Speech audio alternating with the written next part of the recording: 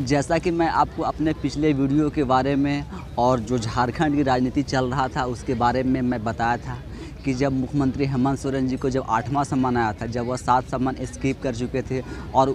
उसके बाद जब 8वां सम्मान आया था तो वह 8वां सम्मान से पहले कि साहिबगंज और बरहेड़ में के दुकानें बंद करवाई थी, शहर बंद करवाए थे और वहाँ सड़कों पर जेएमएम के कार्यकर्ता और नेता उतरे हुए थे। ठीक उसके बाद क्या उसके अगले दिन रांची में राजभवन का घेराव होता है और उसके बाद जाकर के मुख्यमंत्री हेमंत सोरेन जी ईडी को समय देते हैं और ईडी उनसे आकर के 20 जनवरी को पूछताछ करती है।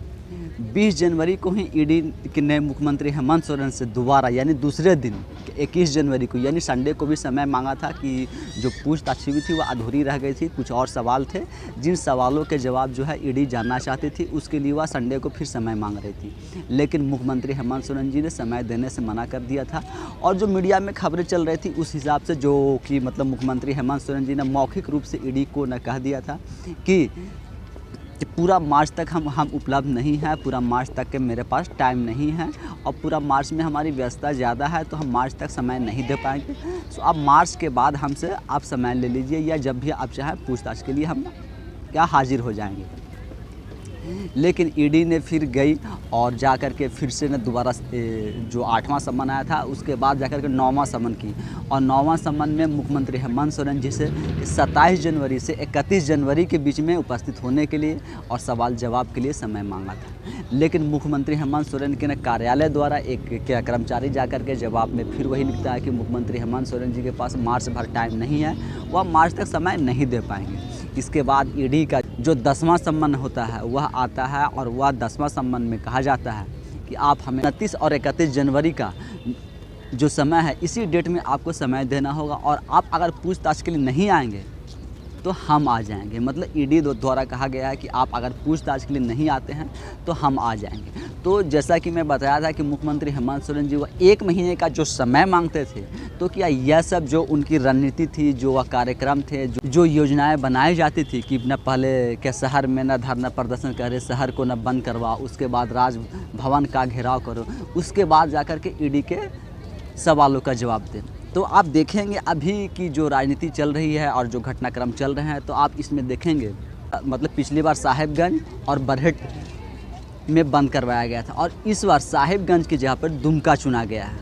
यानी दुमका में बंद करवाया गया है। और दुमका के बाद तो 27 जनवरी को न दुमका बंद करवाया गया और 27 जनवरी बाद ठीक उसके एक दिन बाद यानी 28 जनवरी को रांची में जिस तरह से न पिछली बार जब 20 जनवरी को मुख्यमंत्री हेमंत सोरेन जी से पूछताछ जो होनी थी तो 19 जनवरी को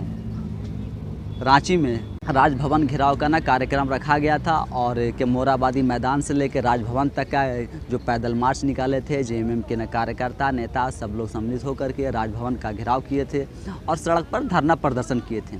कुछ उसी तरह से आज यानी 28 जनवरी को फिर मतलब 27 जनवरी को दुमका बंद करवाते हैं और 28 जनवरी को राजभवन घेराव का कार्यक्रम करते हैं और आज फिर आपको यहाँ रांची जो मोराबादी मैदान है यहाँ से कचहरी चौक होते हुए और राजभवन की ओर जाते हैं जेएमएम के कार्यकर्ता नेता और घेराव करते हैं। और जिस तरह से पिछली बार जो नारे लगाए जा रहे थे कि केंद्र शाही तानाशाही बंद करो, ईडी की कार्रवाई बंद करो, राजनीति षड्यंत्र बंद करो और एक आदिवासी मुख्यमंत्री को प्रताड़ित करना बंद करो, परेशान करना बंद करो, कुछ उसी तरह नारे के साथ आज भी मोराबादी मैदान से कचहरी चौक होते हुए राजभवन का घेराव करने जेएमएम के नेता और कार्यकर्ता गए हैं। लेकिन इससे पहले ही शनिवार की रात को ही जो बताया जा रहा है कि मुख्यमंत्री हेमंत सोरेन जी के चार्टर्ड विमान से दिल्ली के लिए रवाना हो गए हैं। मतलब जब ईडी का जो फ्रेश सम्मन आया, 10वां सम्मन आया है और जो ईमेल आया है उस ईमेल में बताया जा रहा है कि आप पूछताछ के लिए आएंगे, नहीं तो क्या हम आ जाएंगे। तो जो इस तरह से शब्दावली सा जो इस्तेमाल किया गया है, जो ईडी द्वारा कही जा रही है या ईडी जिस कड़े रूप को अपना रही है, तो ये सब कड़ी के कार्रवाई को और वह सब देखते हुए मुख्यमंत्री हेमंत सोरेन जी है वह दिल्ली कूच किए हैं। अब देखना है कि वह दिल्ली जो चार्टर्ड विमान से गए हैं शनिवार की रात में, यहाँ से रांची से वह चार्टर्ड विमान से दिल्ली गया है। तो इस दिल्ली जाने के पीछे उनका क्या मकसद है? क्या वहाँ केंद्रीय जो शीर्ष नेतृत्व है मतलब क्या बीजेपी की क्या इनसे कुछ बातचीत करेंगे या जो कानूनी मशवरा है, जो कानूनी विविध लोग जो वहाँ पे हैं, जो कानून के न जानकार हैं, बड़े बड़े वकील हैं, लॉयर हैं, जो कि दिल्ली में रहते हैं, वहाँ सुप्रीम कोर्ट के वकील हैं और कानून के विशेषज्ञ जो हैं, क्या वो सबसे मिल करके अपने इस संबंध को लेकर के और अगली पूछताछ के लिए वह अगर नहीं हाजिर होते हैं तो इसमें ईडी क्या क्या कार्रवाई कर सकती है, क्या क्या कानूनी विकल्प है और क्या क्या कानूनी कार्रवाई होगी। जैसा कि पिछली बार जो मुख्यमंत्री हेमंत सोरेन जी से जो पूछताछ जो चल रही थी मुख्यमंत्री आवास में, तो उस समय आप देखेंगे तो मुख्यमंत्री के आवास के बाहर जो ना जेएमएम के नेता कार्यकर्ता थे वह सब बाहर रोड पर धरना प्रदर्शन कर रहे थे, सड़क पे नारेबाजी कर रहे थे और पूरा रांची को ना छावनी में तब्दील कर दिया गया था। मतलब पूरी सुरक्षा व्यवस्था से लेकर के पूरे कार्यकर्ता तक के और जितने भी जेएमएम के और कांग्रेस के, आरजेडी के जितने विधायक मंत्री थे, उस सरकार में जितने घटक दल हैं उस सभी दल के नेताओं को, मंत्री विधायक को कहा गया था कि आप रांची में ही रहें और कोई भी व्यक्ति रांची छोड़ करके नहीं जाएंगे। और जिसमें ईडी की पूछताछ चल रही थी उस समय भी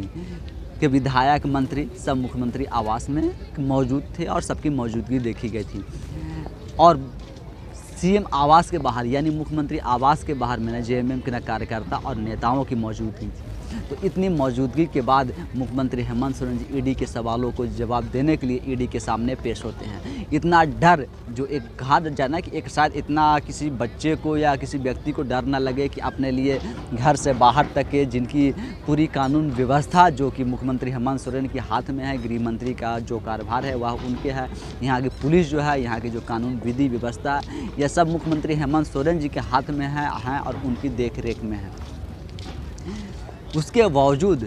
कि विधायक मंत्री सबको आवास में बुलाना पड़ जाता है, नेताओं को आवास में के बुलाना पड़ जाता है और इतना सही नहीं होता है तो जेएमएम के जो राज भर के ना कार्यकर्ता हैं, जनता हैं और नेता हैं उन्हें बुला करके रोड के बाहर खड़ा करते हैं और 7.5 घंटे की जो ईडी की पूछताछ चल रही थी और पूछताछ जो हुई थी उतने देरों तक बाहर सड़क पे जेएमएम के कार्यकर्ता और नेता जो है वह पर धरना प्रदर्शन, नारेबाजी करते रहते हैं। तो अब देखना होगा कि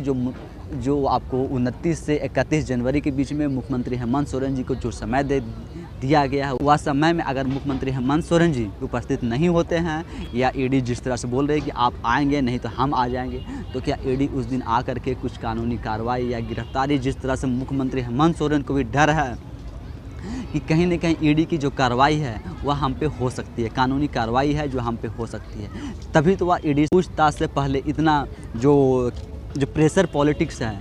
जो ईडी पर जो वह प्रेशर बनाना चाहती है, वह सब बनाने के बाद वह ईडी के सामने जाते हैं। तो पिछली बार जब वह क्या ईडी के सामने पेश हुए थे तब क्या साहिबगंज और बरहेट के बंद करवाए थे और इस बार दुमका हुआ है बंद और राजभवन का घेराव जिस समय पिछली बार किया गया था सेम वैसा ही राजभवन का घेराव फिर से किया गया है। तो ये सब कर करके एक जो मानसिक प्रेशर कहें और ऊपर से ईडी के ऊपर प्रेशर बनाने के लिए, केंद्र सरकार के ऊपर प्रेशर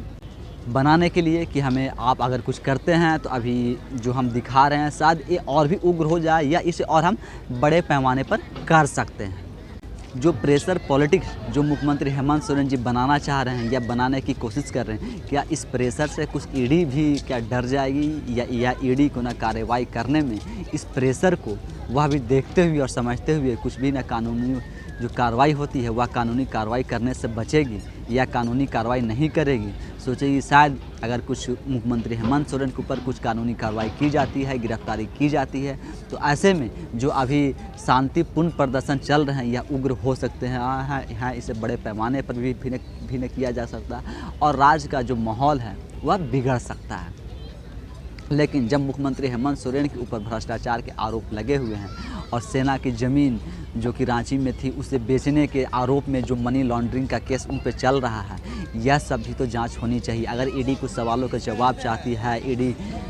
के पास कुछ तथ्य है, ईडी कुछ पूछना चाहती है जो कि मुख्यमंत्री हेमंत सोरेन के ऊपर आरोप लगे हुए हैं, तो ये सब सवालों का जवाब देने के लिए आखिर जनता को बीच में क्यों घसीटा जा रहा है, राज्यवासी को क्यों घसीटा जा रहा है। और साहिबगंज हो, बरहेट हो या दुमका हो या रांची हो, जब शहर को बंद करवाया जाता है, व्यापारियों की दुकान बंद करवाई जाती है, इसमें आम लोगों की जो रोज़मर्रा करने वाले लोग हैं उनको तकलीफ़ होती है, उनकी रोजी रोटी पर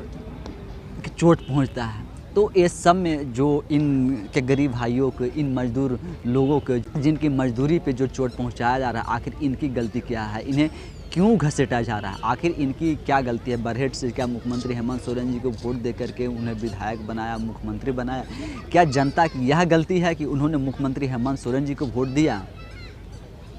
कि मुख्यमंत्री हेमंत सोरेन जी को जब वह वोट दे करके जीता है तो उस जनता के साथ में मुख्यमंत्री हेमंत सोरेन जी के कार्यकर्ता और नेता उस क्षेत्र में क्यों बंद करवाते हैं? दुमका क्यों बंद करवा रहे हैं? या साहेबगंज, बरहेट या रांची क्यों छावनी में तब्दील कर दिया जा रहा है? जबकि देखें तो इसमें जो आरोप लगे हैं वह मुख्यमंत्री हेमंत सोरेन के ऊपर हैं। जो ज़मीन बेची गई है वह मुख्यमंत्री हेमंत सोरेन के जो अधिकारी हैं, जो उस संस्थान हैं, जो ऐसे संस्थान जो लोग बेचने में जो उसमें सम्मिलित हैं, वो सब लोगों पे न कार्रवाई हो रही है और कार्रवाई जो है वह ईडी द्वारा की जा रही है। इसमें जनता का तो कोई रोल है नहीं, जनता न 3 में है न 13 में है। फिर जनता को ये सब राजनीति में घसीट करके और जनता की रोक टोक और जनता की जो आम जिंदगी है, एक आम जो सामान्य तरीके से न चलती है, जो सुचारू रूप से न चलती है, उसे क्यों डिस्टर्ब किया जा रहा है? आखिर जनता की क्या गलती है? दुकान शहर बंद करवाने से जो आम लोग हैं कि उन्हें तकलीफ़ होती है। तो ये सब में जो आपकी राजनीति है, मुख्यमंत्री हेमंत सोरेन जी का जो टकराव है वह आपका ईडी के साथ में है और केंद्रीय एजेंसियों के साथ में है। चूँकि आप का जो कार्रवाई हो रही है, जो पूछताछ हो रही है, वह ईडी द्वारा की जा रही है और ईडी कर रही है और ईडी भी वही सब पे पूछताछ या कार्रवाई कर रही है जो ईडी के पास में आरोप लगे हैं, जो मामला दर्ज हैं। तो इसमें जनता जो है न उस ज़मीन में जनता का कोई लेना देना है, न मुख्यमंत्री हेमंत सोरेन जी के ऊपर जो आरोप लगे हैं उससे कुछ जनता का लेना देना है। लेकिन जनता को कम से कम ये सब चीज़ों से और राजनीति में घसीटना नहीं चाहिए और जनताओं को घसीटना बंद किया जाना चाहिए। बाकी 29 से 31 जनवरी के बीच में देखते हैं कि जो यह धरना प्रदर्शन है और जिस तरह से ना धीरे धीरे बढ़ता जा रहा है और जो ईडी की न कार्रवाई है वह भी धीरे धीरे शिकंजा कसता जा रहा है। अब देखना होगा कि 29 और 31 जनवरी को जो मुख्यमंत्री हेमंत सोरेन जी को पेशी होनी है, जिस तरह से ईडी ने बुलाया है, और तो अगर हेमंत सोरेन जी अगर पेश नहीं होते हैं तो ईडी की आध धमकती है या ईडी कोई कार्रवाई करती है। तब तक के लिए आज 28 हो ही गया, 1-2 दिन का समय है। 1-2 दिन में देखिए कि राज्य में राजनीति जो है वह किस तरह से और इसकी सरगर्मी और कहाँ तक जाती है। और जैसा कि ना ऐसा विकल्प को देखते हुए मुख्यमंत्री हेमंत सोरेन जी ने जो गिरिडीह के जो आपका गांधी विधानसभा है वह सीट को पहले ही खाली करवा चुके हैं कि अगर मुख्यमंत्री हेमंत सोरेन जी के ऊपर कोई भी कानूनी कार्रवाई होती है तो यह सब देखते हुए वहाँ से अपनी पत्नी को या खुद भी मतलब कुछ चुनाव लड़ने का आशा जो तैयारी या प्लान जो बनाया गया है यह सब भी होगा। तो अब जो 29 और 31 जनवरी को है, क्या देखना इस दिन भी ना कुछ कार्रवाई होती है या सिर्फ कार्रवाई के नाम पर जीरो और जो राजनीति है वह 100% जैसा कि होता आ रहा है, आगे भी यही होता रहेगा। बाकी तब तक के लिए आप सब देखते रहिए और हमें भी अपने कमेंट्स के माध्यम से ज़रूर बताइए कि ये सब राजनीति को आप कैसे देखते हैं, मुख्यमंत्री हेमंत सोरेन जी को कैसे देखते हैं और राज्य की जनता ये सब राजनीति को लेकर के क्या सोचती है। धन्यवाद।